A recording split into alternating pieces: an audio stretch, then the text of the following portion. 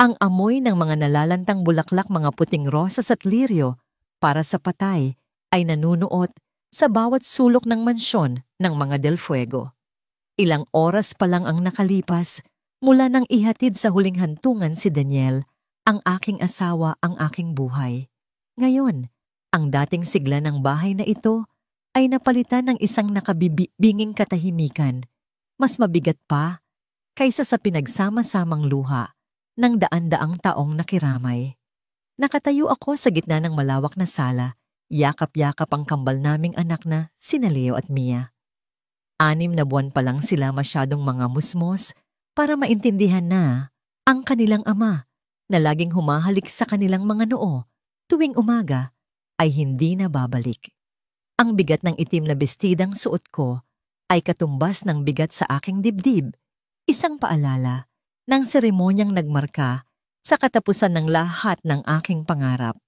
Sa kabilang dulo ng silid, nakaupo ang aking biyanan, si Doña Victoria del Fuego, na tuwid ang likod sa kanyang antigong silya.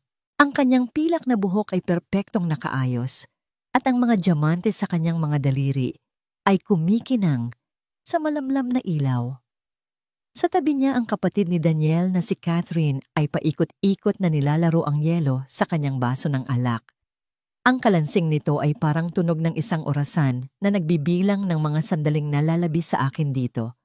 Walang emosyon sa kanilang mga mukha. Walang bakas ng luhang pumatak. Sa buong lamay at libing gumanap sila bilang perpektong nagluluksa na pamilya, ngunit ngayong wala na ang mga bisita, ang mga maskara, ay unti-unti nang nalalaglag. Tumayo si Doña Victoria. Bawat galaw niya ay may bigat ng awtoridad, isang reyna sa kanyang palasyo. Lumapit siya, hindi sa akin, kundi sa malaking bintana na tanawang malawak at perpektong hardin. Tapos na ang pagpapanggap, Michelle. Aniya, ang boses ay kasing lamig ng marmol na sahig. Hindi niya ako nilingon, hindi ako sumagot. Anong sasabihin ko? Ang lalamunan ko ay tila may malaking bumabara. 1 linggo. Pagpapatuloy niya bawat salita ay tila isang punyal. May 1 linggo ka para mag-impake ng mga gamit mo at ilabas ang mga batang yan sa pamamahay namin. Ang mga salitang yon ay humampas sa akin ng mas malakas pa sa isang sampal. Mga batang yan, hindi mga apo ko. Tila ba sina Leo at Mia ay mga dayuhang bagay, mga ebidensya ng isang pagkakamaling kailangan ng burahin. Nilingon ako ni Catherine, isang mapanuyang ngiti ang gumuhit sa kanyang mga labi. Huwag kang mag-alala, hindi ka naman namin palalayasin sa kalye. Nurse ka, di ba? Makakahanap ka rin ng paraan. Ang isip ko ay lumipad pabalik sa isang gabing hindi pa gaanong katagalan. Nakaupo kami ni Daniel sa mismong hardin na tinitingnan ngayon ni Victoria. Ang hangin ay mainit at ang langit ay puno ng bituin. Hayaan mo, mahal ko. Bulong niya habang hinahaplos ang aking tiyan na nooy malaki na. Alam kong naninibago ka pa sa kanila sa bahay na to. Pero pangako, pupunuin natin ng pagmamahal at halakhak ang bawat sulok nito. Ang magiging pamilya natin ang magbibigay buhay sa mga malamig na pader na ito. Si Daniel, siya ang init sa malamig na mundong ito. Isang Del Fuego sa pangalan, ngunit may pusong hindi kayang bilhin ng kanilang kayamanan. Nakilala ko siya sa Philippine General Hospital, kung saan ako isang yaya sa pediatric ward.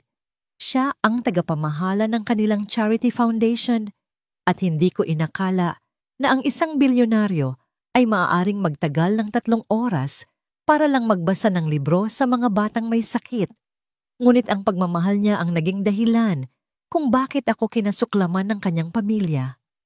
Para sa kanila, isa lang akong hamak na taga-probinsya ng Batangas na umakit sa kanilang ginintuang prinsipe, isang mantsa sa kanilang malinis at makapangyarihang pangalan. Bumalik ako sa kasalukuyan. Ang init ng alaala ni Daniel ay agad na nilamon ng lamig ng katotohanan.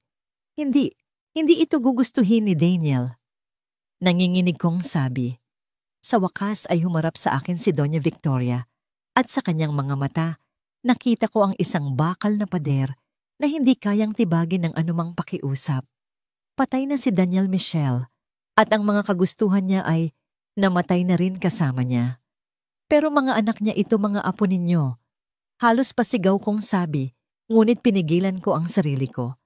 Ayokong magising ang kambal sa sigawan. At kasalanan mo kung bakit wala na ang ama nila ngayon.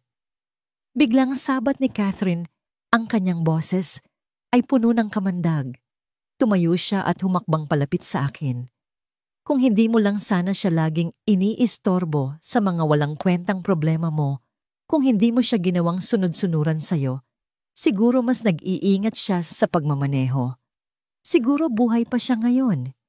Bawat salita niya ay isang suntok sa sikmura. Ang bigat ng pagkawala ni Daniel ay dinagdagan pa nila ng bigat ng kasalanan na pilit nilang ipinapapasan sa akin. Naramdaman ko ang paggalaw ni Mia sa aking mga braso, isang maliit na ungol na nagpapahiwatig ng pagkagutom. Ito ang nagbigay sa akin ng lakas para tumalikod. Wala akong mapapala sa pakikipag-usap sa kanila. Ang kanilang mga puso ay bato. Kailangan ko nang padedihin ang mga bata. Mahina kong sabi at nagsimula akong maglakad patungo sa engrandeng hagdanan. Tandaan mo, Michelle, pahabol na, sabi ni Doña Victoria. 1 linggo. Pagkatapos niyan, ayoko nang makita pa ang anino mo sa pamamahay na ito. Habang paakyat ako sa hagdan, bawat hakbang ay tila 1 milya ang layo. Ang mga pader na nangako si Daniel na pupunuin namin ng pagmamahal ay tila unti-unting lumalapit sinasakal ako.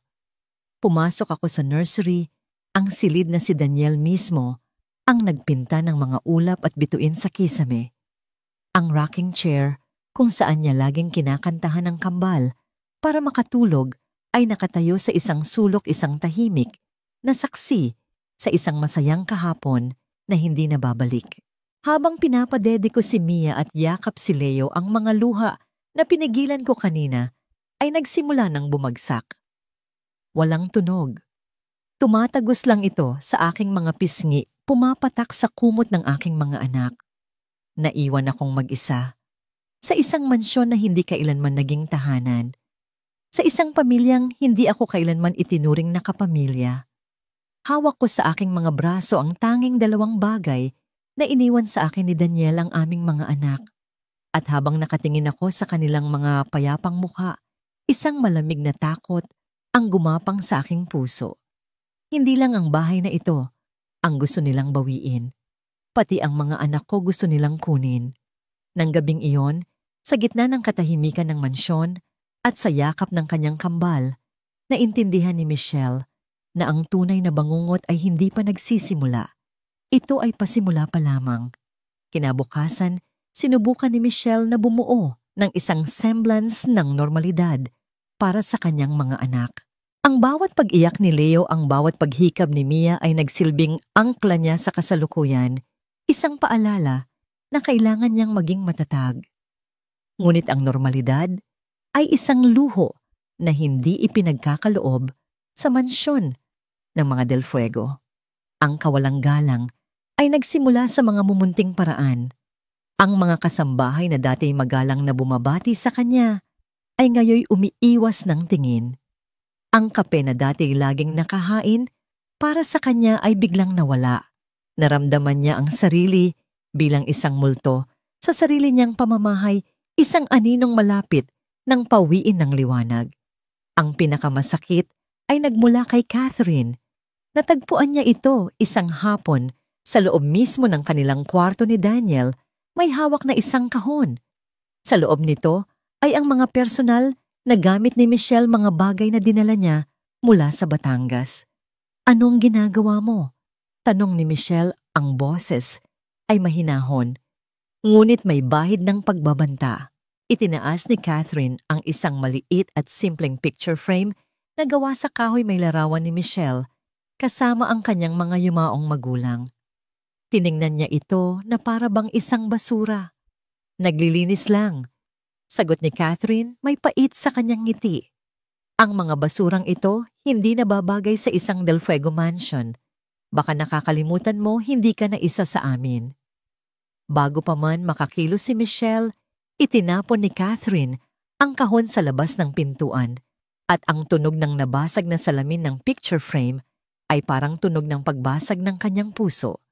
Iyon ang paboritong larawan ni Michelle, ang tanging alaala ng mga magulang na kinuha sa kanya ng isang aksidente. Maraming taon na ang nakalipas. Nang gabing iyon, habang sinusubukan niyang patulugin ang kambal, narinig niya ang mga boses mula sa silid-aklatan sa ibaba. Ang pinto ay bahagyang nakabukas. Boses ni Catherine at ng asawa nitong si James ang abogado. "We need to handle this cleanly." Sabi ni James, ang boses ay kalkulado. "Kailangan nating siguraduhin na wala siyang makukuhang legal grounds para lumaban. The family's reputation is at stake." "Anong settlement ang ibibigay natin?" tanong ni Catherine. "Hindi ba't mas madali kung palayasin na lang natin siya nang walang dala?" "Hindi akam," sagot ni James. "That would look bad. Magmumukha tayong kontrabida.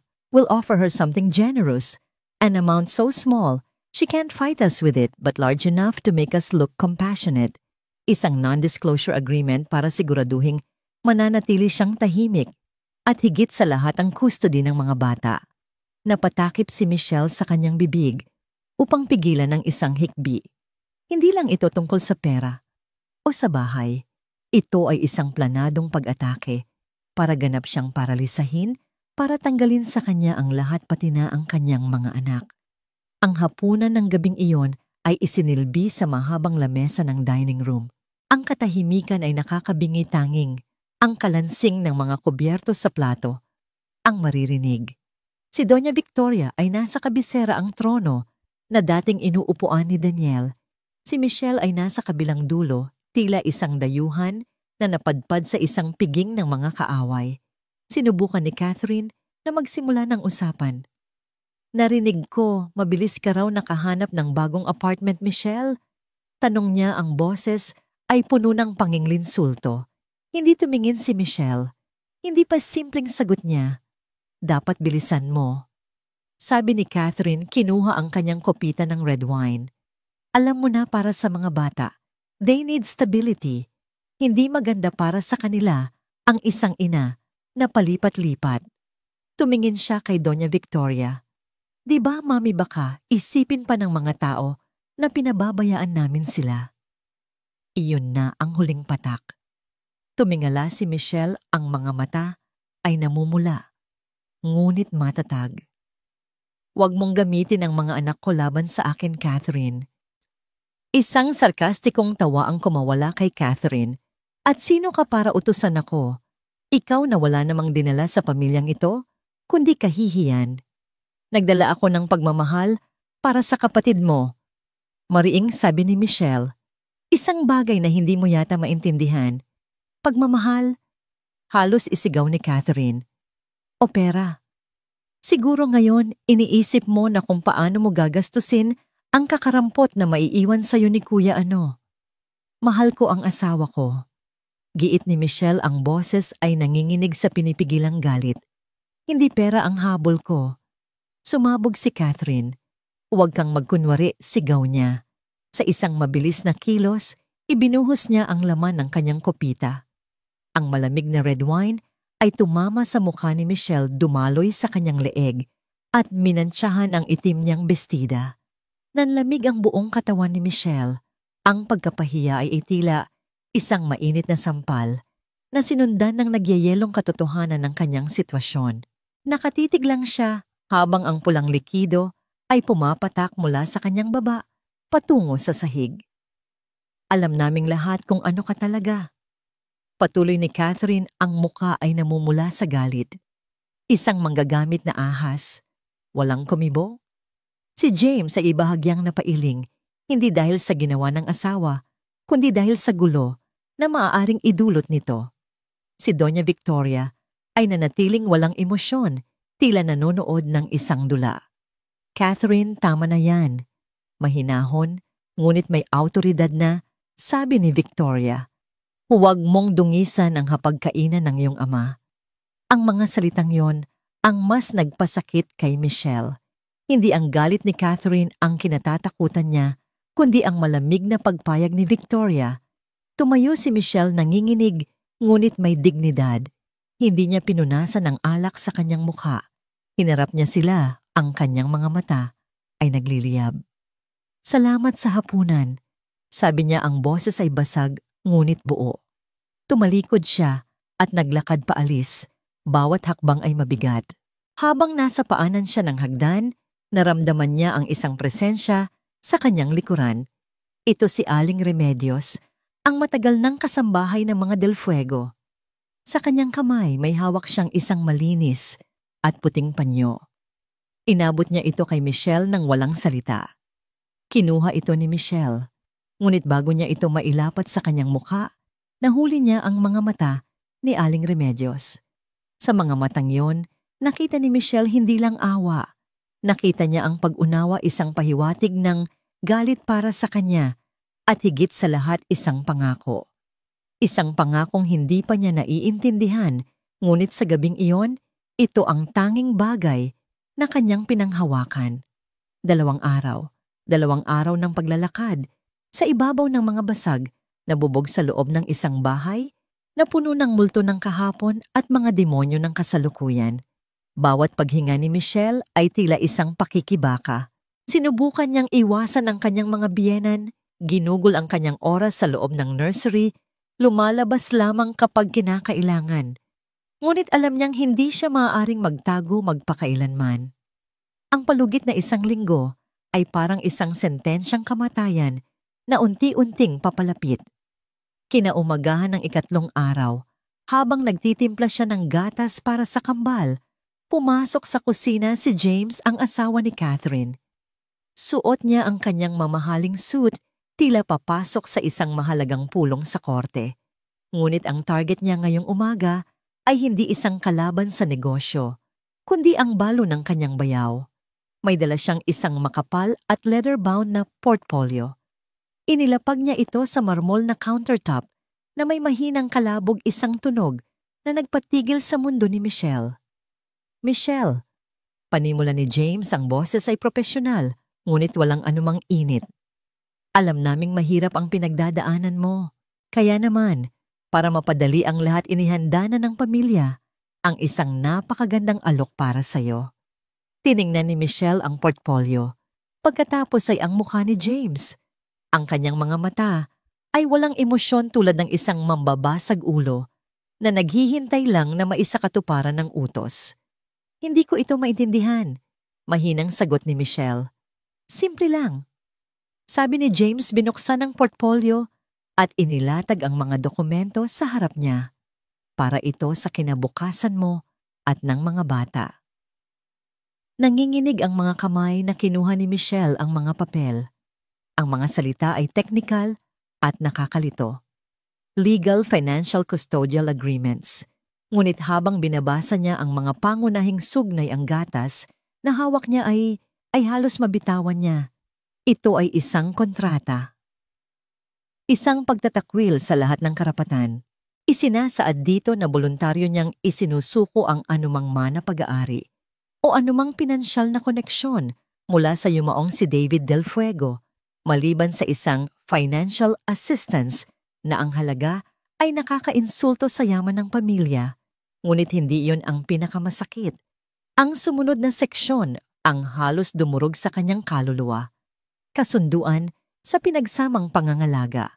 Nakasaad dito na para matiyak ang wastong pagpapalaki at edukasyon ng kambal, bilang mga Del Fuego, sina Catherine at James ang magiging legal na tagapag-alaga nila. Si Michelle ay bibigyan ng karapatang dalawin sila tuwing weekend at sa piling mga bakasyon. Kinukuha nila ang kanyang mga anak. Ano ito? Bulong ni Michelle, ang boses ay puno ng hindi makapaniwalang pangingilabot. Iyan ang alok-sabat ni Catherine na biglang lumitaw sa likuran ni James, may hawak na tasa ng kape. Ibibigay namin sa iyo ang kalayaan mo. Makakapagsimula ka ulit. At kami na ang bahala sa mga bata. Sisiguraduhin naming makukuha nila Ang pinakamagandang buhay na hindi mo kayang ibigay. Hindi ko kayang ibigay. Tumingin si Michelle sa kanila. Ang takot ay napapalitan na ng galit. Anak ko sila. Ako ang ina nila. At sino ang ama nila? Malamig na tanong ni Doña Victoria na ngayoy nakatayo na rin sa may pintuan ng kusina. Ang tatlo sa kanila ay tila isang firing squad at si Michelle ang kanilang target. Isang Del Fuego at may responsibilidad kami na palakihin sila bilang isang Del Fuego, isang bagay na hindi mo alam kung paano gawin. Paano mo sila bubuhayin? Patuloy ni Catherine, bawat salita ay isang karayom. Sa sahod ng isang nurse, saan mo sila pag-aaralin? Sa pampublikong paaralan, paano mo sila bibigyan ng mga koneksyon at oportunidad na karapat-dapat sa kanila? Ang pagmamahal mo, Michelle, hindi niyan mapapakain o mabibihisan ng mga anak mo sa paraang nararapat. Ang bawat argumento ay isang patibong dinisenyo para iparamdam sa kanya na siya ay makasarili na. Ang pagpipilit niyang manatili sa buhay ng kanyang mga anak ay isang kapahamakan para sa kanila. Hindi ito pera ang usapan. Sigaw ni Michelle. Buhay ito, pamilya ito. Hindi ito gugustuhin ni Daniel. Sa pagbanggit ng pangalan ng kanyang anak, isang anino ang dumaan sa mukha ni Doña Victoria. Ngunit mabilis itong nawala, napalitan ng isang katigasan na mas matibay pa sa bakal. Humarap siya kay Michelle, ang kanyang mga mata ay walang awa. Patay na si Daniel. Deklara niya, ang boses ay pinal at walang puwang para sa anumang argumento. At ang mga kagustuhan niya ay namatay na rin kasama niya. Ang mga salitang iyon ang tuluyang pumatay sa anumang natitirang pag-asa sa puso ni Michelle. Sa sandaling iyon, naintindihan niya. Hindi sila nakikipagnegosasyon. Nagbibigay sila ng utos. Pirmahan mo na lang, Michelle. Sabi ni James, itinutulak ang isang ballpen palapit sa kanya. Para matapos na. Para sa ikabubuti ng lahat. Tumingin si Michelle sa dokumento sa ballpen at sa mga mukha ng mga taong ito na tinawag niyang pamilya. Naramdaman niya ang pagkahilo. Ang mga pader ng kusina ay tila lumalapit. Nanginginig siyang tumalikod at tumakbo. Hindi niya alam kung saan siya pupunta, basta kailangan niyang makalayo sa kanila, sa kanilang mga salita, sa kontratang yon mula sa demonyo. Nagkulong siya sa nursery ni Yakap ang kambal na mahimbing na natutulog at umiyak nang walang tunog. Pakiramdam niya ay nasa dulo na siya ng bangin at wala siyang ibang pagpipilian kundi ang tumalon. Ilang sandali pa, may kumatok ng marahan sa pinto. Ma'am Michelle, boses ni Aling Remedios. Pinunasan ni Michelle ang kanyang mga luha at binuksan ng bahagya ang pinto. Opo, Aling Meding. May dalang isang baso ng tubig si Aling Remedios. Nakita ko po ang nangyari. Baka po nauuhaw kayo. Kinuha ni Michelle ang baso. Ngunit habang inaabot ito, may isang maliit at nakatuping papel na idiniit si Aling Remedios sa kanyang palad. Mabilis, halos hindi maramdaman. Nagtama ang kanilang mga mata. Isang sulyap lang iyon, ngunit sapat na para maghatid ng isang mensahe, isang babala, at marahil isang pag-asa. Tumangulang si Aling Remedios at mabilis na umalis. Nang maisara niya ang pinto, dahan-dahang binuksan ni Michelle ang kanyang palad, isang maliit na piraso ng papel mula sa isang lumang notebook. Nakasulat dito sa pamilyar na sulat kamay ng isang matanda, ang isang numero ng telepono at dalawang salita, kaibigan ni Sir Daniel.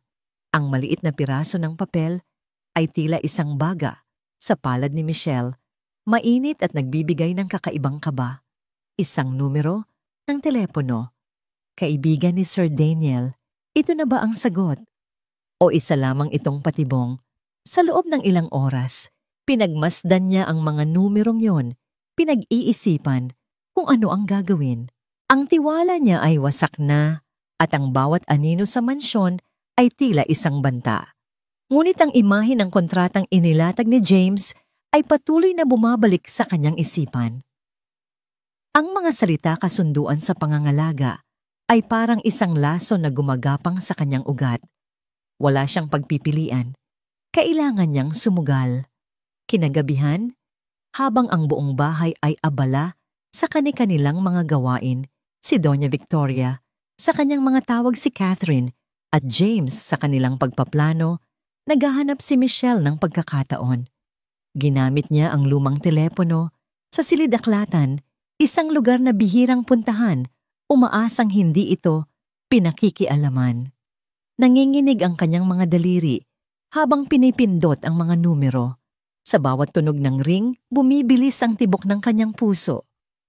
Hello, isang boses ng lalaki ang sumagot. Malalim at mahinahon. Hello, hinahanap ko po si Paul. Halos pabulong na sabi ni Michelle, ang pangalan ay bigla na lang lumabas sa kanyang bibig. Isa sa mga pangalan ng kaibigan ni Daniel na naaalala niya mula sa kanilang kasal. Nagkaroon ng sandaling katahimikan sa kabilang linya. Sino to? Ako si Michelle, asawa ni Daniel Del Fuego. Isang malalim na buntong hininga ang kanyang narinig. Michelle, sabi ng boses, at ngayon ay may bahid na ito ng pag-aalala at kalungkutan. Si Paul nga to, hinihintay ko ang tawag mo. Ang mga salitang yon ay parang isang malamig na tubig na ibinuhos sa kanyang nag-aapoy na pagkabalisa. Hinihintay ko ang tawag mo. Kailangan nating mag-usap. Mabilis na sabi ni Paul. Pero hindi sa telepono, hindi dyan sa bahay. Ligtas ka bang makakalabas? Kinabukasan gumawa si Michelle ng isang plano. Sinabi niya kay Aling Remedios na kailangan niyang bumili ng gamot para sa kambal, isang bagay na sapat na dahilan para payagan siyang umalis. Ngunit alam niyang binabantayan siya. Ang mga mata ni Catherine ay parang mga agila, laging nakamasid. Isinuot niya ang pinakasimpleng damit na mayroon siya isinakay ang kambal sa stroller at naglakad palabas ng gate ng mansyon. Sa halip na pumunta sa pinakamalapit na botika, lumiko siya sa isang masikip na kalye. Naglakad siya ng ilang kanto, palingalinga, hanggang sa makarating siya sa isang parke. Doon naghihintay ang isang taxi, na ipinadala ni Paul. Mabilis niyang isinakay ang kambal at ang stroller at humarurot sila palayo. Sa bawat metro na kanilang nilalakbay, pakiramdam ni Michelle ay unti-unti siyang nakakahinga. Nagkita sila sa isang maliit at hindi kilalang kapihan sa isang sulok ng Makati, malayo sa Forbes Park, malayo sa mundo ng mga Del Fuego. Si Paul ay isang simpleng lalaki, malayo sa karangyaan ng kanyang matalik na kaibigan. Ang kanyang mga mata ay puno ng lungkot nang makita si Michelle. Kumusta ka? Tanong niya, ang boses ay puno ng tunay na pag-aalala. Iyon lang, ang simpleng tanong na yon na puno ng sinseridad ang tuluyang nagpabagsak sa pader na itinayo ni Michelle sa paligid ng kanyang puso. Umiyak siya. Hindi isang magarang pag-iyak, kundi isang tahimik na pagragasa ng lahat ng sakit at takot na kanyang kinimkim. Naghintay lang si Paul. Nang huminahon si Michelle, ikinuwento niya ang lahat. Ang isang linggong palugit ang paninisi, ang pagbuhos ng alak, at ang demonyong kontrata. Tumango si Paul, tila hindi nagulat. Alam niya, sabi niya, alam ni Daniel na gagawin nila ito. Ano ang ibig mong sabihin? Michelle, mahal na mahal ka ni Daniel, pero hindi siya bulag. Paliwanag ni Paul.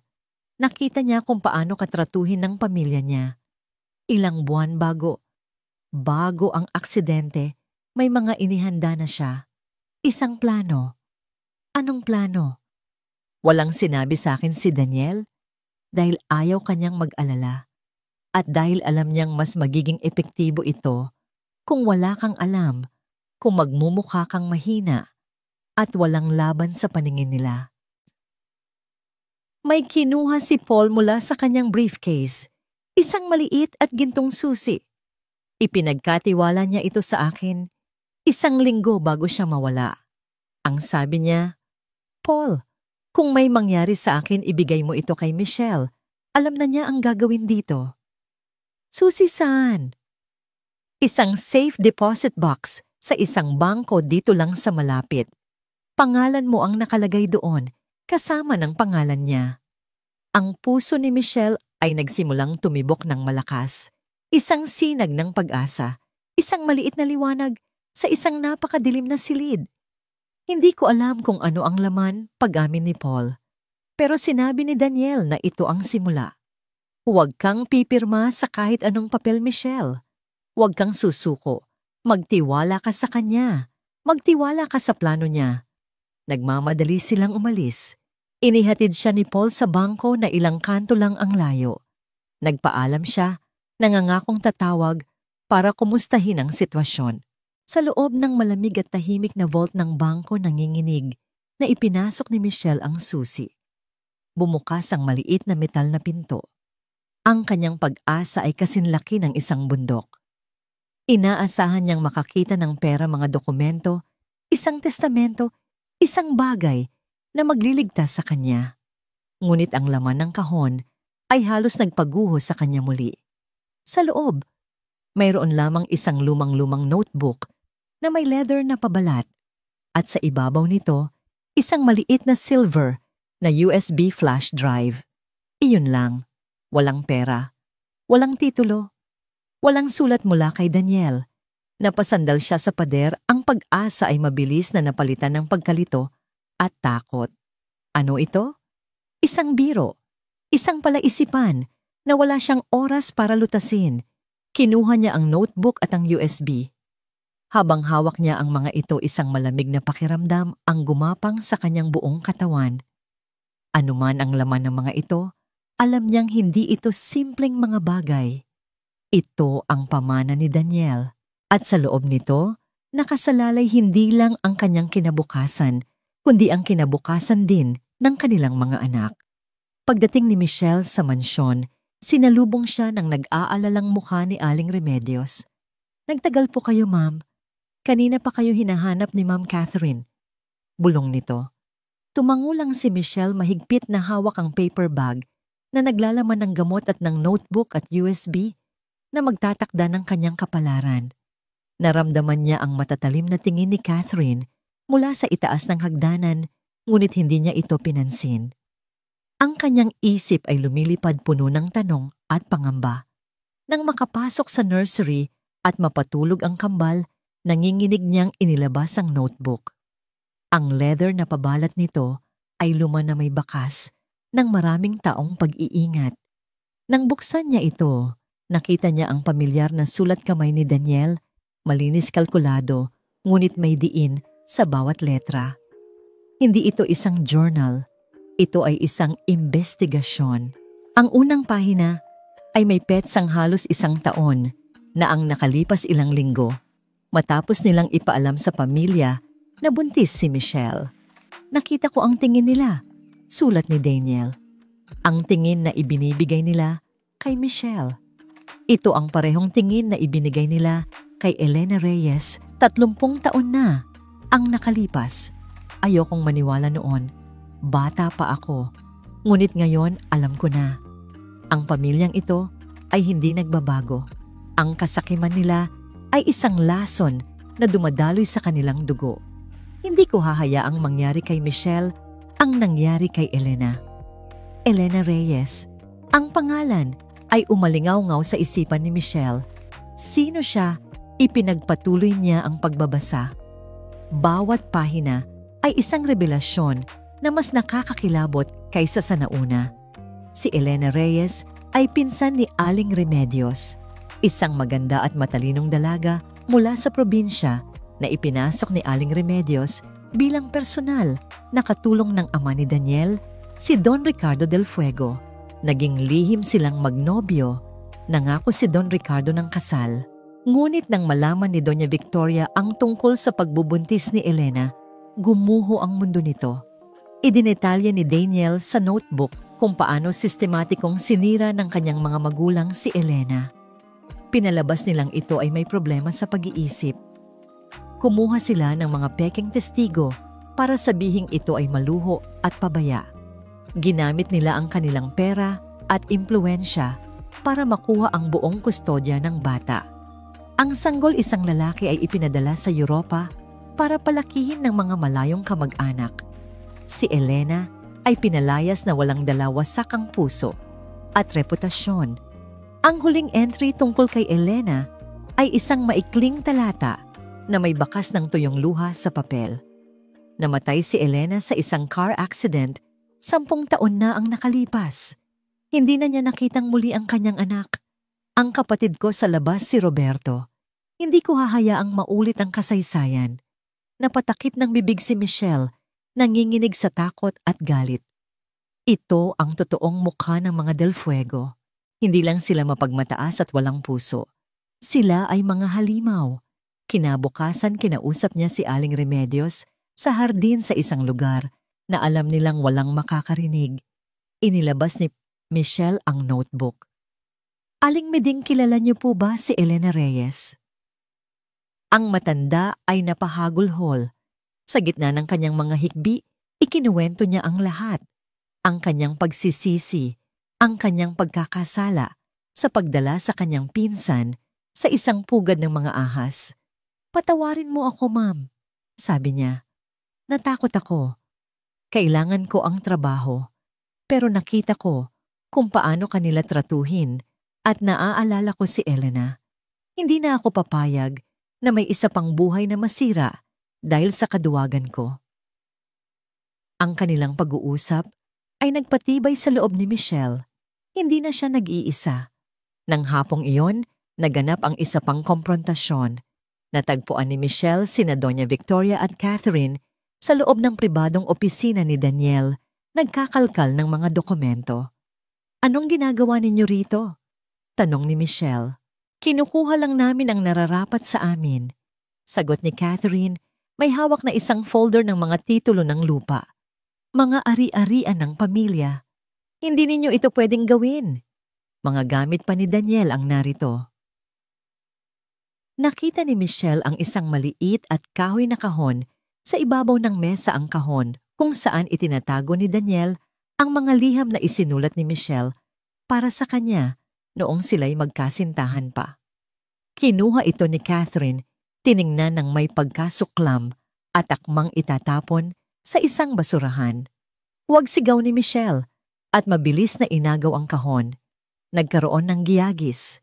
Ang lakas ng isang ina na ipinaglalaban ang huling piraso ng alaala ng kanyang minamahal ay hindi matatawaran.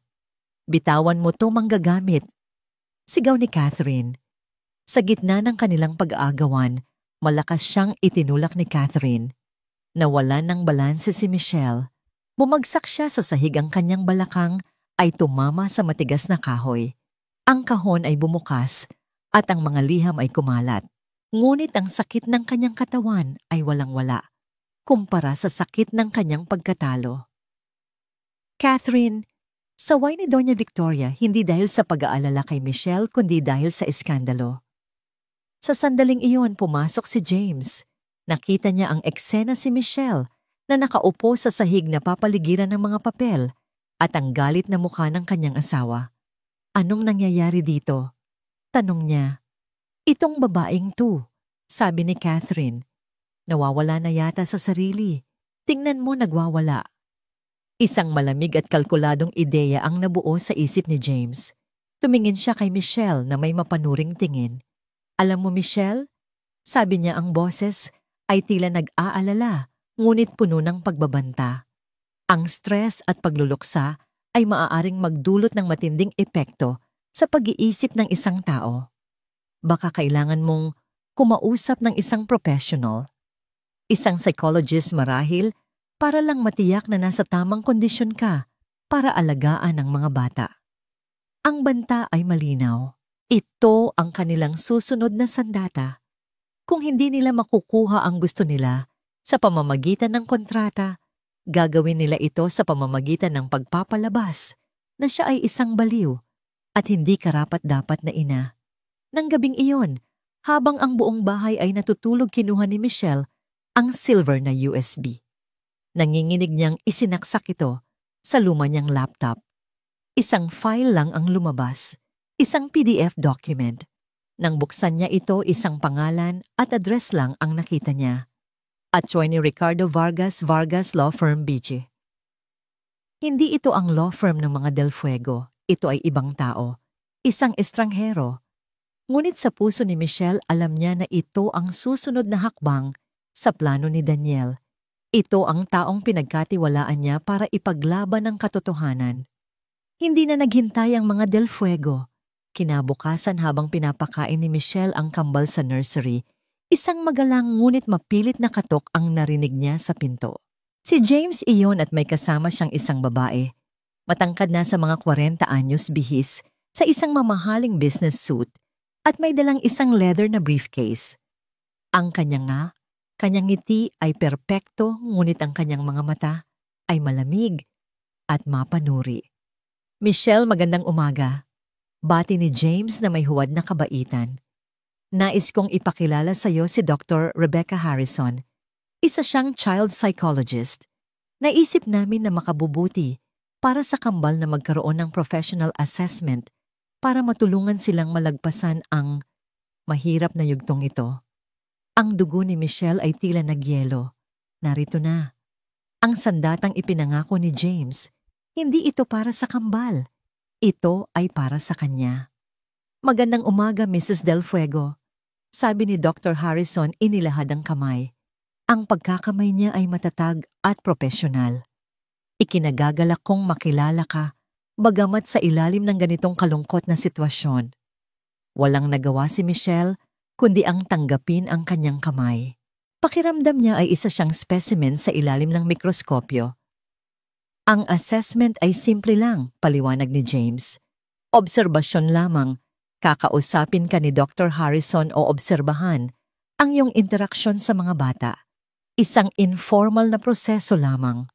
Ngunit alam ni Michelle na walang anumang informal sa nangyayari. Bawat salita, bawat kilos niya ay susuriin at gagamitin laban sa kanya. Ito ay isang pagtatanghal at siya ang bida na hindi alam ang kanyang script. Nagsimula ang session. Si Dr. Harrison ay umupo sa isang silya sa sulok ng nursery, may hawak na isang notepad. Tahimik siyang nanonood habang pinapalitan ni Michelle ang lampin ni Leo habang pinapadede si Mia. Ang bawat tunog ng kanyang panulat sa papel ay tila isang malakas na dagundong sa tahimik na silid. Pagkatapos nagsimula ang mga tanong. Paano mo inilalarawan ang iyong emotional state nitong mga nakaraang araw, Michelle? Tanong ni Dr. Harrison, ang boses ay malumanay. Nagluluksa po ako. Simpleng sagot ni Michelle. Isinulat ni Dr. Harrison. Subject reports feelings of grief. May mga pagkakataon ba na nararamdaman mong hindi mo na kaya, na parang gusto mo na lang sumuko? Lahat naman po siguro ng nawalan ay nakakaramdam niyan, pero kailangan kong maging matatag para sa mga anak ko. Isinulat, subject admits to feelings of being overwhelmed and thoughts of giving up. Ang bawat sagot ni Michelle ay binabaluktot sa kanyang notepad. Ang kanyang kalungkutan ay ginagawang depresyon. Ang kanyang pagod ay ginagawang kawalan ng kakayahan. Ang kanyang galit sa mga Del Fuego ay ginagawang emotional instability. Ito ay isang perpektong bitag. Paano ang iyong support system? Tanong ng doktora. Sino ang mga taong masasandalan mo sa panahong ito? Natigilan si Michelle. Ang kanyang mga magulang ay matagal nang wala. Ang kanyang mga kaibigan ay nasa Batangas malayo at may sarili ng mga buhay. Ang tanging support system niya ay si Daniel at si Daniel ay wala na. Ang pamilya po ni Daniel, pilit niyang sagot. Isang bahagyang nangiti ang gumuhit sa labi ni Dr. Harrison. Isinulat, subject is isolated and solely dependent on the Del Fuego family for support. Ang sesyon ay tumagal ng halos 2 oras. Sa pagtatapos nito, pakiramdam ni Michelle ay hinubaran siya sinuri at hinusgahan. Maraming salamat sa iyong kooperasyon, Michelle, sabi ni Dr. Harrison habang inililigpit ang kanyang mga gamit. Gagawa ako ng isang ulat base sa aking mga obserbasyon. Ipapadala ko ito kay James. Nang makaalis na ang doktora, napaupo si Michelle sa sahig. Alam niya kung ano ang magiging laman ng ulat na yon. Isang hatol na siya ay isang unfit mother. Isang hatol na magbibigay daan sa mga Del Fuego na kunin ang kanyang mga anak. Nang gabing iyon, hindi siya mapakali. Ang pangalan ni Atty. Ricardo Vargas ay paulit-ulit na tumatakbo sa kanyang isipan. Kailangan niya itong tawagan.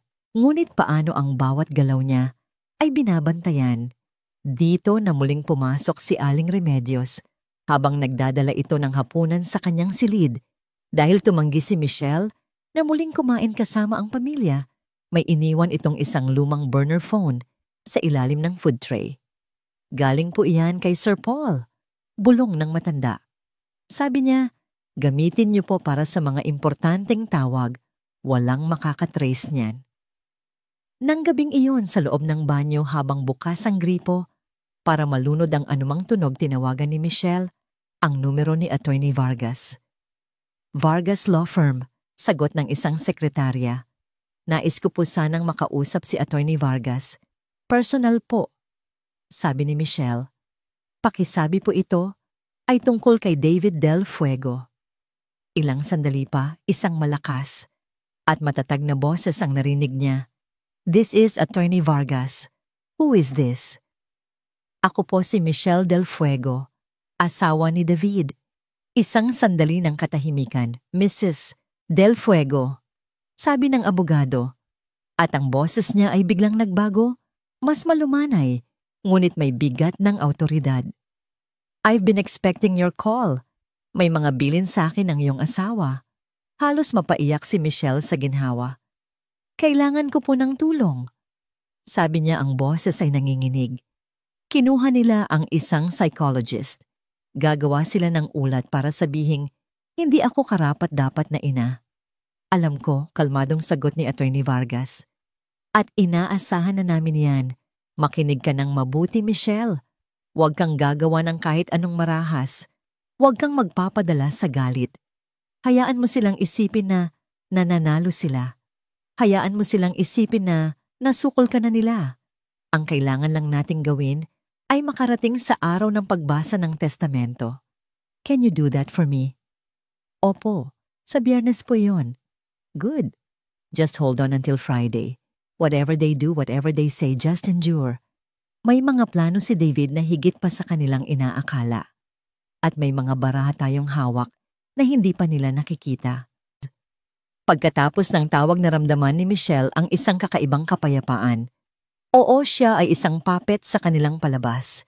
Ngunit ngayon, alam na niya na may isang master puppeteer na gumagalaw sa dilim, isang taong inihanda ni Daniel para hilahin ang mga tali sa tamang panahon. Ngunit bago matapos ang gabi, isang kaganapan pa ang yumanig sa kanya. Habang dumadaan sa pasilyo, narinig niya ang pag-uusap ni Doña Victoria at James sa telepono. Yes, make sure the report is ready before Friday, sabi ni Victoria. Double her professional fee if necessary. We need that ammunition ready for the will reading. Ang puso ni Michelle ay lumubog. Ang ulat ni Dr. Harrison ay hindi lang isang simpleng assessment. Ito ay isang bayad na sandata, minamadali, para sa isang tiyak na layunin ang tuluyan siyang durugin sa araw ng paghuhukom. Ang mga salitang narinig ni Michelle mula kay Doña Victoria, double her professional fee if necessary, we need that ammunition ready, ay parang isang umuugong na kampana sa kanyang isipan. Hindi na ito hinala. Ito ay isang kumpirmasyon. Ang bawat hakbang ng mga Del Fuego ay kalkulado. Si Dr. Harrison ay hindi isang objektibong profesional. Isa siyang bayarang mersenaryo. Pakiramdam ni Michelle ay nalulunod siya.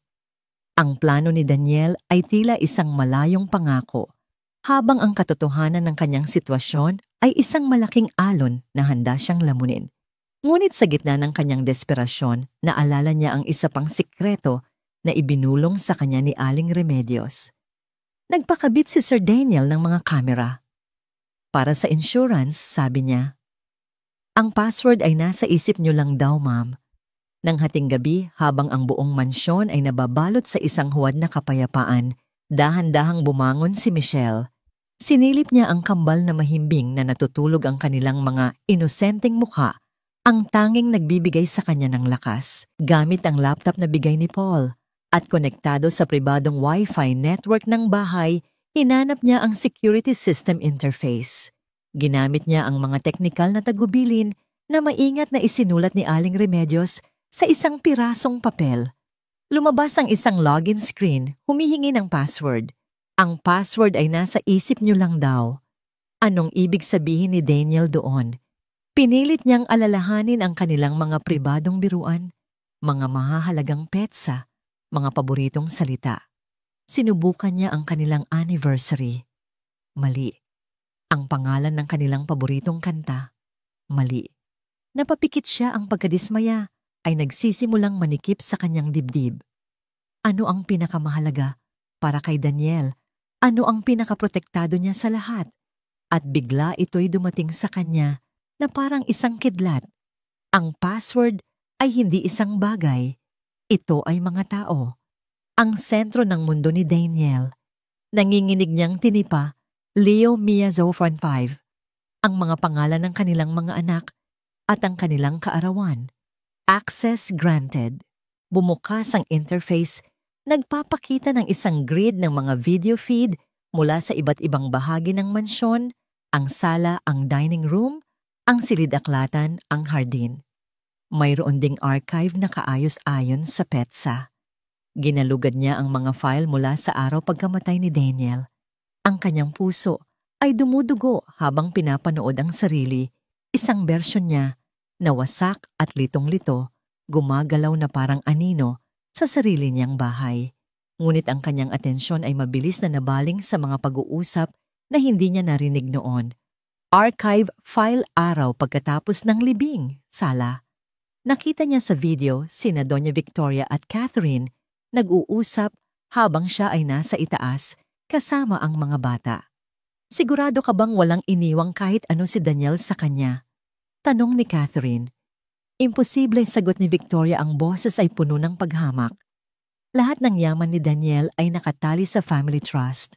Kontrolado ko iyon. Ang personal niyang pera, barya lang iyon. Sapat lang para makapagsimula siya sa bago niyang buhay bilang isang hamak na nurse.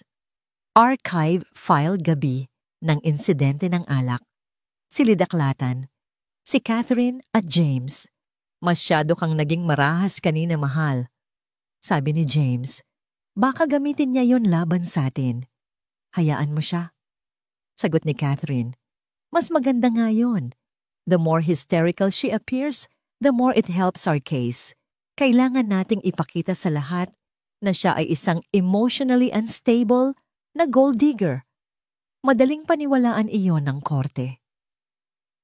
Bawat pag-uusap ay isang piraso ng isang masamang palaisipan. Ngunit ang pinakanakakakilabot ay ang pag-uusap nila matapos umalis si Dr. Harrison. Archive file kahapon ng hapon. Opisina ni Daniel, sina Victoria, Catherine at James.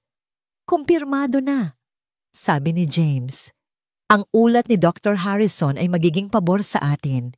Irerekomenda niya ang temporary custody transfer sa atin base sa mental and emotional distress ni Michelle. Gagamitin natin iyon sa Biyernes. Paano kung may sorpresa sa testamento? Tanong ni Catherine, may bahid ng pag-aalinlangan. Paano kung meron palang hindi natin alam? Isang malamig na tawa ang pinakawalan ni Doña Victoria. Isang tawa na nagpatindig ng balahibo ni Michelle. Anak, sabi ni Victoria, 30 taon na ang nakalipas, may isang babaeng mas matalino at mas palaban kaysa sa kanya. Ang pangalan niya ay Elena. At alam mo ba kung nasaan siya ngayon? Nasa ilalim ng lupa. At ang anak niya, hindi man lang alam ang tunay niyang pangalan. Ang pamilyang ito ay hindi natatalo, lalo na ng mga hamak na katulad nila. Isang nakakabinging katahimikan ang sumunod, at sa katahimikang yon, naririnig ni Michelle ang kanilang huling plano. kung sakaling maging problema ang testamento. Mahinang sabi ni James, gagamitin natin ang ulat ni Dr. Harrison para kumuha ng emergency protective order mula sa korte. Maaga pa lang sa Biyernes. Kukunin natin ang mga bata bago pa man magsimula ang pagbasa ng testamento. Kapag nasa atin na sila, wala na siyang kapangyarihan. Wala na siyang ipaglalaban. Napatigil sa paghinga si Michelle. Ang plano nila ay hindi lang para sirain siya. Ang plano nila ay para kunin ang kanyang mga anak bukas. Bukas ng umaga. Sa gitna ng kanyang panik, isang malamig na determinasyon ang pumalit. Mabilis siyang kumilos. Kinuha niya ang isang external hard drive na kasama sa mga gamit na bigay ni Paul. Sa loob ng sumunod na 2 oras sa ilalim ng kadiliman, kinopya niya ang bawat segundo ng kanilang masasamang pag-uusap. Bawat video file, bawat audio recording. Nang matapos siya, ang araw ay malapit ng sumikat. Hawak niya ngayon ang katotohanan. Isang katotohanan na kasing bigat ng isang bomba. Ngunit habang tinitingnan niya ang orasan, alam niyang nauubusan na siya ng oras. Ang bomba ay maaaring sumabog sa kanya kung hindi siya kikilos ng mas mabilis. Biglang sa katahimikan ng madaling araw, nakarinig siya ng mga yabag sa labas ng kanyang silid. Mabibigat at nagmamadaling mga yabag. Sinundan ito ng isang malakas at mapilit na katok sa kanyang pinto. Isang katok na hindi nagtatanong, kundi nag-uutos. Michelle, buksan mo ang pinto. Boses ni James ang narinig niya, formal at walang emosyon. May mga bisita ka mula sa Department of Social Welfare and Development. Ang mga salita ni James ay tumagos sa pinto na parang mga piraso ng yelo. Department of Social Welfare and Development, DSWD. Ang mga inisyal na yon ay isang hatol. Dumating na ang kinatatakutan niya mas maaga kaysa sa inaasahan niya. Nanginginig na binuksan ni Michelle ang pinto. Sa likod ni James ay nakatayo sina Doña Victoria at Catherine. Ang kanilang mga mukha ay nagpapakita ng isang perpektong timpla ng pekeng pag-aalala at hindi maitatagong tagumpay. Kasama nila ang 2 tao, isang babae na nasa mga 50 anyos. May dalang ID ng gobyerno at isang unipormadong pulisi, Mrs. Michelle Del Fuego. Tanong ng babae mula sa DSWD. Ang boses ay formal ngunit walang bahid ng anumang simpatiya. Ako po si Genge Santos. Nakatanggap po kami ng isang urgent report tungkol sa kapakanan ng inyong mga anak. Report? Halos pabulong na, sabi ni Michelle, kahit alam na niya ang sagot. Isang ulat mula sa isang lisensyadong psychologist, si Dr. Rebecca Harrison. Paliwanag ni Genge Santos habang inilalabas ang isang folder. At sinusuportahan ang testimonya ng pamilya. Ayon sa ulat, kayo po ay dumadaan sa matinding psychological distress na maaaring maglagay sa panganib sa mga bata. Mayroon po kaming court order. Ipinakita niya ang isang papel. Opisyal, may selyo ng korte, isang temporary protective order. Ipinag-uutos nito na pansamantalang ilipat ang pangangalaga ni Leo at Mia sa kanilang pinakamalapit na kamag-anak, sina Catherine at James Morales. Gumuho ang mundo ni Michelle. Ito ay isang perpektong pag-atake, isang legal na kidnapping. Hindi ito totoo. Sabi niya, ang boses ay nanginginig. Ginagawa lang nila ito para kunin ang mga anak ko. Tumingin siya kay Gong Santos, nagmamakaawa. Gawa-gawa lang po ang lahat ng iyan. Bayad po ang psychologist na yan. Umiling si Genge Santos, tila sanay na sa mga ganitong eksena. Mrs. Del Fuego, ang aming trabaho ay unahin ang kaligtasan ng mga bata. Ang mga akusasyon ninyo ay kailangang dumaan sa tamang proseso. Sa ngayon, kailangan naming sundin ang utos ng korte. Sa isang senyas mula kay Catherine, pumasok sa nursery ang 2 kasambahay na may dalang mga baby bag at car seat na nakahanda na. Ang lahat ay planado. Hindi sigaw ni Michelle at tumakbo siya papunta sa kuna kung saan nagsisimula nang magising ang kambal dahil sa ingay. Niyakap niya ang dalawang maliliit na katawan. Hindi ninyo sila makukuha sa akin. Mga anak ko sila. Michelle, wag mo nang pahirapan ang lahat. Sabi ni Doa Victoria, ang boss sa Sikas ay tila isang lason na binalutan ng pulot. Para din ito sa kanila. Kailangan mo ng tulong at kailangan nila ng isang matatag na tahanan. Lumapit ang pulis. Ma'am, sabi nito, ang boses ay mahinahon ngunit matatag. Nakikiusap po ako, huwag po kayong gagawa ng anumang ikapapahamak ninyo o ng mga bata. Sumunod na lang po tayo sa proseso. Ang proseso, ang kanilang maruming proseso. Alam ni Michelle na wala siyang laban. Kung manlalaban siya, gagamitin lang nila ito bilang karagdagang ebidensya ng kanyang instability. Kung magwawala siya, lalo lang niyang papatunayan ang kanilang mga kasinungalingan. Kaya't sa isang huling pagsusumikap, ginawa niya ang tanging bagay na kaya niyang gawin. Hinalikan niya ang kanyang mga anak.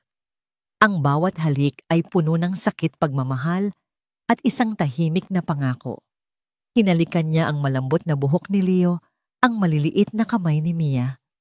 Inamoy niya ang kanilang natatanging amoy sanggol, itinatatak ito sa kanyang memorya. Na parang ito na ang huli. Mahal na mahal kayo ni Mami. Bulong niya, ang mga luha ay malayang dumadaloy sa kanyang mga pisngi. Babalikan ko kayo. Pangako. Marahang kinuha ni Catherine si Mia mula sa kanyang mga braso. Nagsimulang umiyak ang sanggol, hinahanap ang init ng kanyang ina. Kinuha naman ni James si Leo na nakatingin lang kay Michelle, ang kanyang mga mata ay puno ng pagkalito. At pagkatapos umalis sila. Pinanood ni Michelle ang kanyang mga anak na inilalayo sa kanya. Ang mga iyak ni Mia ay unti-unting humina habang sila'y bumababa sa hagdanan. Narinig niya ang pagsara ng pinto sa ibaba. At pagkatapos katahimikan, isang katahimikan na mas masakit pa sa pinakamaingay na sigaw. Isang katahimikan na sumasalamin sa pagkawasak ng kanyang buong pagkatao. Napaluhod si Michelle sa gitna ng nursery. Ang silid na puno ng mga laruan at pangarap ay naging isang malamig at walang lamang libingan. Wala na ang kanyang mga anak.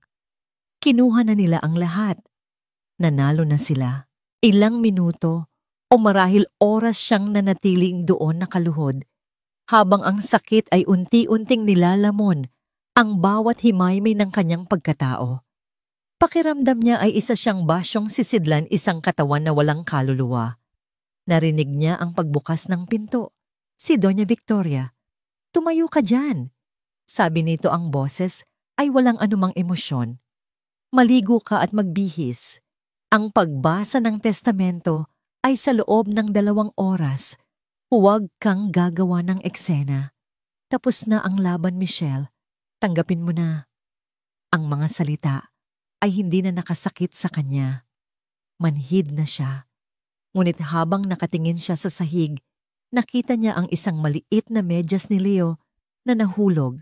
Dinampot niya ito. At sa paghawak sa maliit na piraso ng telang iyon, isang bagay ang nagbago sa loob niya. Ang matinding sakit ay hindi nawala. Ngunit ito'y nag-iba ng anyo. Ito'y naging isang malamig, matigas at nagbabagang galit. Tumayo si Michelle. Pinunasan niya ang kanyang mga luha. Tumingin siya ng diretso sa mga mata ng kanyang biyenan. Ang kanyang mga mata ay hindi na nagmamakaawa. Ang mga ito ay walang laman, malamig at mapanganib. Opo. Sabi niya, ang boses ay mahinahon sa isang paraan na nakakakilabot. Maghahanda na po ako. Pumasok siya sa banyo at tiningnan ang kanyang sarili sa salamin. Ang babaeng nakatingin pabalik ay hindi na ang parehong babae. Ang naive, mapagmahal at umaasang Michelle ay namatay na kasama ng pag-alis ng kanyang mga anak. Ang natira ay isang ina na inagawan ng kanyang mga supling. At wala nang mas mapanganib pa sa isang ina na wala nang anumang maaaring iwawala. Ang biyahe papunta sa opisina ng abogado ay tila isang prosesyon patungo sa bitayan. Si Michelle ay nakaupo sa likod ng isang marangyang sasakyan katabi si Catherine habang sina Doña Victoria at James ay nasa unahan. Walang nagsasalita. Ang tanging maririnig ay ang mahinang ugong ng makina at ang mayabang na pag-iisip ng mga Del Fuego na ang lahat ay ayon sa kanilang plano. Ngunit sa loob ni Michelle mayroong isang kakaibang katahimikan. Ang sakit ay naroon pa rin isang bukas na sugat, ngunit nababalutan na ito ng isang bakal na determinasyon. Hawak niya sa kanyang bag ang burner phone, ang external hard drive na naglalaman ng katotohanan at ang pangalan ni Attorney Ricardo Vargas. Ito ang kanyang mga huling baraha. Ang opisina ng Del Fuego and Associates ay sumasakop sa isang buong palapag ng isang nagtataasang gusali sa Ayala Avenue. Ang lahat ay gawa sa salamin bakal at mamahaling kahoy, isang testamento sa kapangyarihan at yaman ng pamilya. Sinalubong sila ng kanilang family lawyer, si Attorney Ocampo, isang matandang lalaki na ang katapatan ay mas nakakiling sa pera ng pamilya kaysa sa hustisya. Iginaya sila nito sa isang malaking conference room na may malawak na tanawin ng syudad. Magandang umaga, Pamilya Del Fuego. Bati ni Attorney Ocampo. At sa iyo, Michelle, ang aming pakikiramay. Umupo sila sa paligid ng isang makintab na mahogany table. Ngunit bago pa man makapagsimula si Attorney Ocampo, bumukas ang pinto at pumasok ang isang lalaking hindi nila inaasahan. Matangkad ito, may matipunong pangangatawan para sa kanyang edad at ang kanyang mga mata ay may talas na tila kayang tumagos sa kaluluwa. Attorney Vargas, na gulat na tanong ni James, anong ginagawa mo rito? Magandang umaga, James. Bati ni Attorney Ricardo Vargas, inilapag ang kanyang sariling briefcase sa mesa. Narito ako para katawanin ang aking kliyente. Kliyente? Naguguluhang tanong ni Doña Victoria. Ngumiti si Attorney Vargas at tumingin kay Michelle. Si Geng Siban Michelle Del Fuego. Isang nakabibinging katahimikan ang bumalot sa silid. Ang pagkalito sa mukha ni na Victoria, Catherine at James ay mabilis na napalitan ng inis at pagbabanta. That's absurd, sabi ni James. Si Attorney Ocampo ang abogado ng pamilya. Siya ang hahawak ng testamento. Hindi sa pagkakataong ito, kalmadong sagot ni Attorney Vargas. Dahil ang testamentong babasahin natin ngayon ay hindi ang lumang testamentong inihanda ninyo para kay Daniel. Ito ang kanyang huling habilin at testamento na nilagdaan niya 2 buwan na ang nakalipas sa aking presensya. Naglabas si Attorney Vargas ng isang selyadong sobre. Ang hangin sa loob ng silid ay biglang bumigat. Bago tayo magsimula, sabi ni Attorney Vargas, mayroon lang akong nais linawin. Ayon sa utos ni G. Daniel Del Fuego, may karapatan ang kanyang asawa na magkaroon ng pribadong pag-uusap sa akin bago basahin ang testamento sa inyong lahat. Hindi maaari. Protesta ni Victoria. Iyon ang nakasulat diin ni Attorney Vargas. Kung hindi maaring ituloy ang pagbasa ng testamento, walang nagawa ang mga Del Fuego. Lumabas sila ng silid, nag-iiwan ng mga nagbabagang tingin. Sa loob, ipinaliwanag ni Attorney Vargas ang lahat kay Michelle. Ang plano ni Daniel, ang lihim na paglilipat ng assets, ang mga investigasyon, ang nakatagong yaman na nagkakahalaga ng hindi bababa sa 14 bilyong piso, at ang pinakamahalaga sa lahat, ang mga ebidensyang hawak nila, mga ebidensyang magpapatunay sa bawat krimen na ginawa ng mga Del Fuego. Nang bumalik ang pamilya, ang Michelle na nakaupo sa mesa ay iba na. Ang kanyang mga mata ay hindi na takot. Ang mga ito ay matatag at puno ng isang malamig na apoy. Nagsimulang magbasa si Attorney Vargas. Ang mga unang bahagi ay simple mga personal na gamit na ipinamana sa mga kaibigan. Ngunit nang dumating sa pangunahing bahagi, ang bawat salita ay isang bomba. At sa aking pinakamamahal na asawa, si Michelle Reyes Del Fuego. Basa ni Attorney Vargas, ipinapamana ko ang kabuuan ng aking personal na yaman, kasama na ang lahat ng aking investments, bank accounts, real estate properties na nakapangalan sa akin at ang controlling shares sa Vargas del Fuego Holdings Inc., isang pribadong korporasyon na itinatag ko. Ang lahat ng ito ay may kabuuang halaga na humigit kumulang sa 14 na bilyong piso. Bumagsak ang panga ni Catherine. Si James ay napanganga hindi makapaniwala. Si Doña Victoria ay namutla tila nawalan ng hangin. Imposible! Sigaw ni James. Wala siyang ganyang kalaking pera. Lahat ay nasa family trust. Diyan ka nagkakamali. Sabi ni Attorney Vargas naglabas ng isa pang folder. Sa loob ng 3 taon, legal na inilabas ni J. Del Fuego ang kanyang share mula sa trust, ginamit ang mga loopholes na kayo mismo ang gumawa at inilipat ito sa kanyang pribadong korporasyon. Lahat ay legal. Lahat ay dokumentado. Ngunit hindi pa doon natapos. Bukod pa rito, patuloy ni Attorney Vargas, ipinapamana ko kay Michelle ang lahat ng ebidensya na aking nakalap, kasama na ang mga audio at video recordings mula sa aming tahanan at ang kompletong resulta ng investigasyon tungkol sa kaso ni Ginino, Elena Reyes at ng kanyang anak para gamitin niya sa paraang alam niyang tama para makamit ang hustisya. Sa pagkakataong yon, si Doña Victoria ang sumabog. Hayop ka. Sigaw niya itinuturo si Michelle. Ahas manggagamit nilason mo ang isip ng anak ko. Ikaw ang may kasalanan ng lahat ng ito. Tumayo si Michelle, kalmado. Dahan-dahan siyang lumapit sa kanyang biyenan na patuloy sa pag-aalipusta sa kanya. Ang buong silid ay naghihintay sa kanyang reaksyon, inaasahan ng mga luha ang pagmamakaawa. Ngunit hindi luha ang kanilang nakita. Nang makalapit siya, itinaas ni Michelle ang kanyang kamay. Sa isang mabilis at malutong na galaw, isang malakas na sampal ang dumapo sa pisngi ni Doña Victoria. Pak! Ang tunog ay umalingaw-ngaw sa buong silid. Natigilan ang lahat. Maging si Doña Victoria ay natulala hawak ang kanyang namumulang pisngi. Tumingin si Michelle sa mga mata ng matanda. Ang kanyang mga mata ay nagliliyab sa galit at kapangyarihan. Manahimik ka. Sabi niya, ang boses ay mahinahon ngunit may bigat na parang bakal.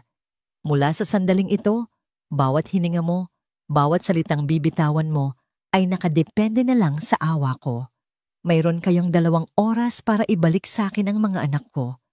Kung hindi lahat ng ebidensyang ito, sabay turo sa briefcase ni Attorney Vargas ay mapupunta sa opisina ng NBI at sa bawat news outlet sa buong Pilipinas.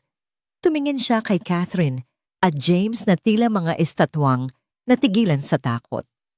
At kayong 2 ihanda ninyo ang inyong mga sarili dahil sisiguraduhin kong mararanasan ninyo ang mawalan ng anak.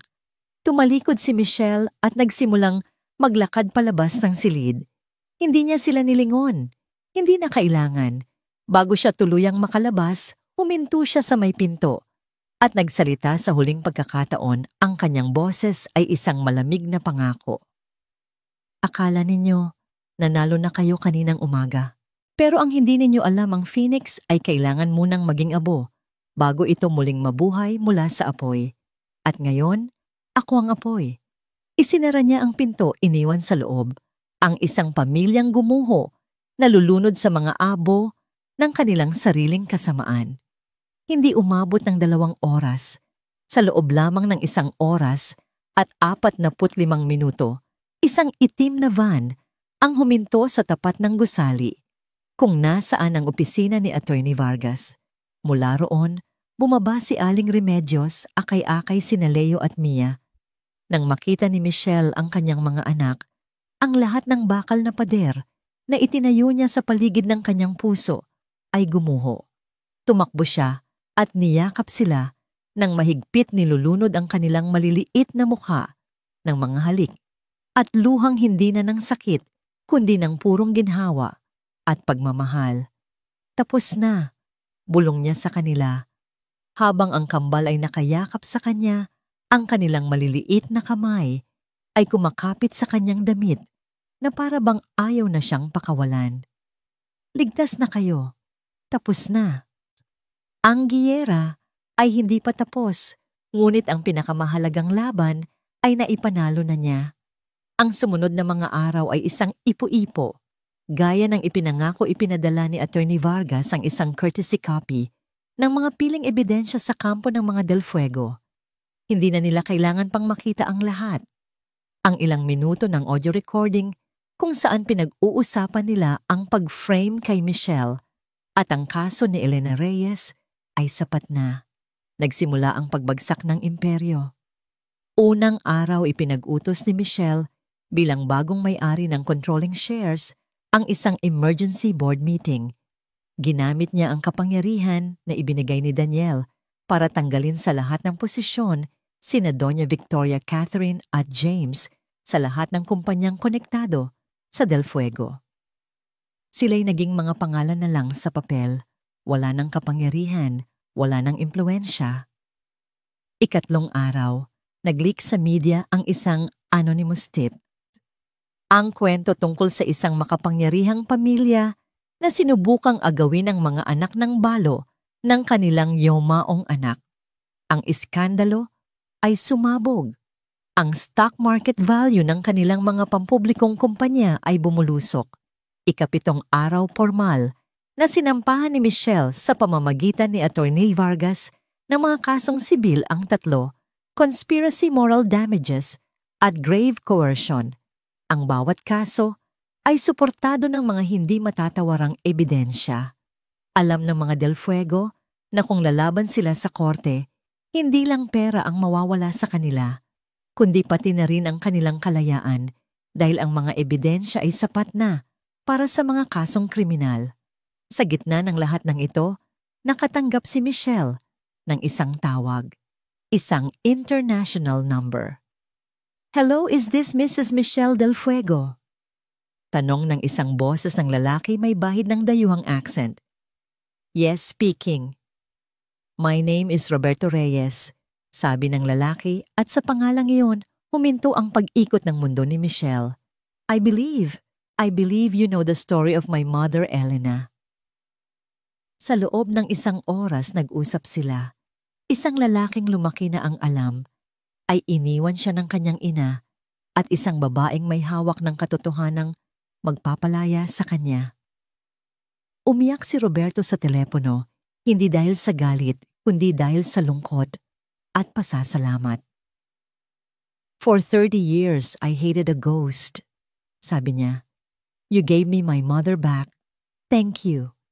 Pagkatapos ng tawag na yon, alam na ni Michelle ang kanyang gagawin. Ang yaman at kapangyarihan na iniwan ni Daniel ay hindi para sa paghihiganti. Ito ay para sa katarungan. Isang buwan ang lumipas. Sa isang press conference na dinaluhan ng lahat ng malalaking news network opisyal na inilunsad ni Michelle ang The Elena Reyes Foundation for Justice. Nakatayo sa podium hindi na ang balo na puno ng takot, kundi isang babaeng puno ng layunin. Sinabi niya, ang pundasyong ito ay hindi binuo mula sa pera, kundi mula sa sakit katatagan at alaala ng isang babaeng pinagkaitan ng katarungan. Ang misyon namin ay simple ang tulungan ng mga inaama at mga anak na inaapi ng mga makapangyarihan sa loob ng ating sistema ng batas. Gagamitin namin ang bawat sentimo ng pondong ito para siguraduhin na wala ng Elena Reyes na muling luluha sa dilim. Wala ng mga anak na aagawin. Mula sa abo ng nakaraan, itatayo natin ang isang bagong bukas liwayway. Ang unang proyekto ng pundasyon, ang muling pagbubukas ng kaso ni Elena Reyes para pormal na linisin ang kanyang pangalan at sampahan ng kasong kriminal ang mga taong responsable sa kanyang pagkasira, kasama na si Doña Victoria. Isang taon makalipas, ang dating mansyon ng mga Del Fuego sa Forbes Park ay isa ng makabago at abalang gusali. Ito na ngayon ang headquarters ng Elena Reyes Foundation. Sa dating sala, kung saan binuhusan ng alak si Michelle mga abogado at social worker na ngayon ang nagpupulong. Ang dating dining room kung saan siya hinusgahan ay isa ng playroom para sa mga anak ng kanilang mga kliyente. Si Doña Victoria matapos matalo sa lahat ng kaso at halos maubos ang natitirang yaman, ay namumuhay ng mag-isa sa isang mas maliit na bahay, isang anino ng kanyang dating sarili. Si Catherine at James ay naghiwalay-wasak ng iskandalo at ng kanilang sariling kasakiman. Ang kanilang mga anak ay paminsan-minsan na dinadalaw ni Michelle tinitiyak na hindi sila magdusa sa kasalanan ng kanilang mga magulang. Isang hapon, habang pinapanood ni Michelle ang kanyang kambal, na ngayon ay tumatakbo at naglalaro na sa hardin ng pundasyon, nilapitan siya ni Aling Remedios na ngayon isa ng kagalang-galang na house mother ng foundation. "Ang ganda na po ng hardin, ma'am," sabi ng matanda. Ngumiti si Michelle pinapanood ang paghabol ni Leo sa isang paru-paro habang si Mia ay masayang tumatawa. "Tama po kayo, Aling Meding. Mas maganda kapag wala ng mga damong nakakalason." Ang kanyang paghihiganti ay hindi ang pagbagsak ng mga Del Fuego. Iyon ay ang pagtatayo ng isang bagay na mas maganda mula sa mga guho na kanilang iniwan. Ang kwento ni Michelle Del Fuego ay hindi na isang kwento ng isang balo na inapi. Ito ay naging isang kwento ng isang phoenix, isang ina na sinunog hanggang maging abo, ngunit mula sa apoy ng sakit at kawalan ng katarungan, muling isinilang, mas malakas, mas maningning at handang gamitin ang kanyang apoy para magbigay liwanag sa dilim para sa iba. Ang kanyang bagong bukas liwayway ay nagsimula pa lamang. 6 na buwan ang lumipas na tila isang panaginip. Ang Elena Reyes Foundation ay naging isang tanglaw ng pag-asa para sa marami. Si Michelle mula sa isang hamak na balo ay naging isang respetadong simbolo ng katatagan at hustisya. Ang kanyang mga araw ay puno ng mga pulong panayam at pag-aral ng mga kaso, bawat isa ay isang paalala ng kanyang pinagdaanan at ng misyon na kanyang isinasabuhay. Sina Leo at Mia ay lumalaking malusog at masaya ang kanilang mga tawa, ang nagsisilbing musika sa malawak na pasilyo ng kanilang bagong tahanan, ang dating mansyon na ngayoy punong tanggapan na ng pundasyon. Akala ni Michelle, natagpuan na niya ang kapayapaan. Ngunit isang umaga, habang nagkakape at pinapanood ang morning news, bago magsimula ang kanyang magulong araw, isang balita ang nagpatigil sa kanyang mundo. Nasa screen si Doña Victoria Del Fuego, ngunit hindi ito ang Victoria. Nakilala niya ang reynang bakal na may mga matang nagyayelo. Ang babae sa screen ay mukhang mahinang marupok at pagod. Ang kanyang dating perpektong ayos na buhok ay may mga hibla na ng puti. Ang kanyang mga mata ay namumugto. At habang nagsasalita siya sa isang sikat na TV host, isang butil ng luha ang maingat na dumaloy sa kanyang pisngi. "Hindi ko hinihingi ang kanilang awa," sabi ni Victoria, ang boses ay basag at puno ng pagsisisi. "Alam kong nagkamali ako. Ang pagkawala ng aking nag-iisang anak ay nagdulot sa akin ng isang sakit na hindi ko naisalarawan. Nagawa ko ang mga bagay na hindi ko dapat ginawa dala ng matinding pagluluksa." Ang TV host, isang babaeng kilala sa kanyang madamdaming mga panayam, ay tumango ng may simpatiya. "At ano po ang pinakamasakit para sa inyo ngayon, Doña Victoria?" Ang pinakamasakit ang sagot ng matanda habang tinititigan ng kamera na para bang kinakausap niya ang bawat manonood, ay ang hindi ko na muling mayakap ang aking mga apo. Sila na lang ang natitirang piraso ng aking Daniel, ngunit ipinagkakait sila sa akin. Ako ay isang lola na gustong-gusto lang sanang mahalin ang kanyang mga apo, ngunit pinarurusahan sa isang paraan na mas masakit pa kaysa sa kamatayan. Parang isang suntok sa sikmura ang naramdaman ni Michelle. Ito ay isang obra maestra ng manipulasyon, isang perpektong pag-arte. Hindi ito ang tunay na Victoria. Ito ay isang karakter na nilikha para sa publiko. Isang karakter na idinisenyo para wasakin siya hindi sa korte, kundi sa puso ng mga tao. At ito'y gumana. Sa mga sumunod na araw, nagsimulang magbago ang ihip ng hangin. Ang mga online comment sections na dati puno ng papuri para kay Michelle ay unti-unti nang napuno ng pagdududa. Grabe naman siya. Okay, nagkasala yung matanda, pero lola pa rin yan. Pera lang pala talaga ang habol niya. Ngayong nakuha na niya lahat, pati pamilya, tinatanggalan niya ng karapatan. Kawawang Donya, lahat tayo nagkakamali. Nagsimulang makatanggap ng mga tawag si Michelle. Ang ilang malalaking donor ng pundasyon ay magalang na nagtatanong tungkol sa issue. Nakatanggap siya ng mga email na puno ng galit. Tinatawag siyang babaeng walang puso, isang mang-aagaw. Ang laban ay hindi pa pala tapos.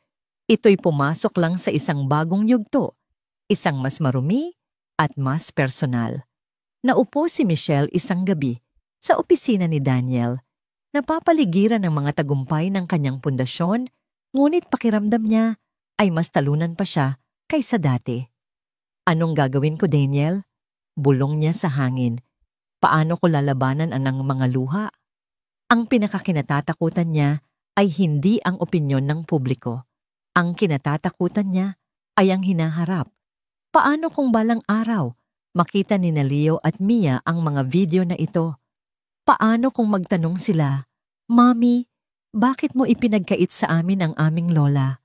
Si Victoria ay hindi lang sumisira sa kanyang reputasyon. Nagtatanim ito ng lason para sa hinaharap. Sa gitna ng kanyang pag-iisip, tumawag si Attorney Vargas. Michelle, may balita ako. Sabi nito ang boses ay seryoso. Si Roberto Reyes. Papunta siya ng Maynila. Gusto niyang harapin si Victoria. Sabi niya oras na para magkaroon ng mukha ang multo ng nakaraan. Halos hindi makahinga si Michelle. Ito na ba ang sagot? Ang barahan na hindi inaasahan ni Victoria. Ngunit bago pa man niya ito mapag-isipan, nang husto isa pang bomba ang sumabog. Isang opisyal na sulat mula sa abogado ni Victoria ang dumating. Hindi ito demanda. Isa itong petisyon sa family court. Hindi hinihiling ni Victoria ang kustodiya. Hindi siya humihingi ng anumang karapatan. Ang hinihiling lang niya ay isang bagay na napakasimple at napakamakatao sa mata ng batas at ng publiko. Hinihiling niya ang karapatang makita sina Leo at Mia kahit isang oras lang sa kanilang unang kaarawan na magaganap sa susunod na linggo. Isang supervised visit. Isang kahilingan mula sa isang nagsisising lola na sukol si Michelle. Kung tatanggi siya, patutunayan niya sa buong mundo na siya nga ang kontrabida. Isang babaeng malupit na kayang ipagkait, kahit ang isang oras na ligaya sa isang matandang nagluluksa. Kung papayag siya, bibigyan niya ng pagkakataon si Victoria na magkaroon ng mga litrato ng mga video ng ebidensya para sa kanyang palabas. Isang panalo para sa kampo ni Victoria. Tinitigan niya ang petisyon, ang mga formal na salita na tila mga rehas na bakal na unti-unting kumukulong sa kanya. Ang huling lason ni Victoria ay hindi idinisenyo para patayin siya, kundi para dahan-dahang paralisahin siya hanggang sa wala na siyang magawa, kundi sumuko sa larong siya ang nag-imbento. Dumating ang araw ng unang kaarawan ni Leo at Mia. Ngunit sa halip na isang masayang selebrasyon ito, ay naging isang araw ng paghuhukom. Pumayag si Michelle sa petisyon ni Doña Victoria, ngunit may isang kondisyon gagawin ito sa isang neutral na lugar, isang pribadong silid, sa isang family counseling center, at tanging ang mga taong papayagan niya ang maaaring pumasok. Pagdating ni Doña Victoria, handa na ang kanyang entablado. Sa labas ng gusali, may ilang mga mamamahayag na nagkataong naroroon handang kunan ang madamdaming pagkikita. Suot niya ay isang simpleng puting bestida, mukhang mahina at mapagkumbaba. Isa siyang perpektahong larawan ng isang nagsisising lola. Pumasok siya sa silid. Sa loob na roon si Michelle kalong si Mia, habang si Leo naman ay naglalaro ng mga blok sa sahig. Isang social worker na itinalaga ng korte ay tahimik na nakaupo sa isang sulok. Ngunit may isa pang tao sa silid, isang lalaking matangkad, nasa mga 40 anyos, nakatayo malapit sa bintana. Ang kanyang mukha ay kalmado, ngunit ang kanyang mga mata ay may bigat ng 30 taong pasanin. Mga apo ko. Sabi ni Victoria, ang boses ay nanginginig, sinubukang lapitan ng mga bata. Ngunit sina Leo at Mia, na hindi siya kilala, ay umiwas at lumapit sa kanilang ina. Isang bahagyang kirot ang dumaan sa mukha ni Victoria, ngunit mabilis niya itong pinalitan ng isang malungkot na ngiti para sa kanyang invisible na audience. Salamat, Michelle, sa pagkakataong ito, sabi niya. Alam kong mayroon po akong nais ipakilala sa inyo. Putol ni Michelle, ang boses ay matatag. Sa isang senyas niya, humakbang palapit ang lalaki mula sa bintana. Tumingin si Victoria sa kanya, walang ideya kung sino ito. Hindi niyo na po ako natatandaan, Doña Victoria. Tanong ng lalaki, ang boses ay magalang ngunit may lamig. Siguro po ay hindi. Sanggol pa lang po ako nang huli ninyo akong makita. Kumunot ang noo ni Victoria, naguguluhan. Ako po si Roberto, sabi ng lalaki. Anak po ako ni Elena Reyes. Ang pangalan ay parang isang kulog na yumanig sa buong silid. Ang kulay sa mukha ni Doña Victoria ay biglang nawala. Ang kanyang huwad na kahinaan ay napalitan ng hubad na takot. Tumingin siya kay Michelle, pagkatapos ay kay Roberto, tila isang hayop na nasukol sa isang bitag. Hindi sumigaw si Roberto, hindi siya nag-akusa. Nagsalita lang siya at ang kanyang kalmadong boses ay mas malakas pa kaysa sa anumang sigaw. Sa loob po ng 30 taon, panimula niya, lumaki ako sa paniniwalang iniwan ako ng aking ina. Isang babaeng hindi raw ako kayang alagaan. Isang babaeng pinili ang sarili niya kaysa sa akin. Iyon po ang kasinungalingang ipinamuhay ko. Tumingin siya ng diretso sa mga mata ni Victoria. Pero hindi pala yun ang totoo.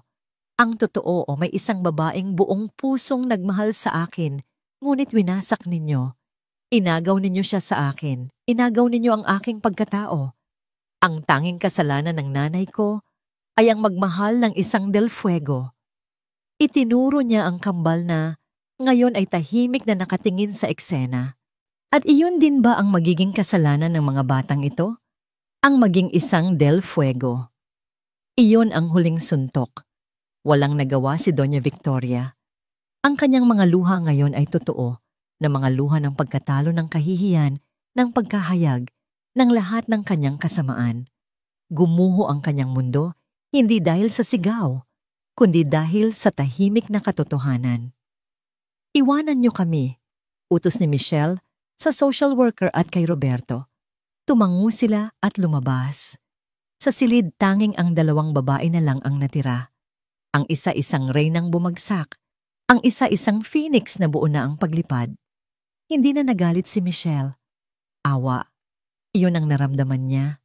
Awa para sa isang babaeng nilamon ng sarili niyang lason.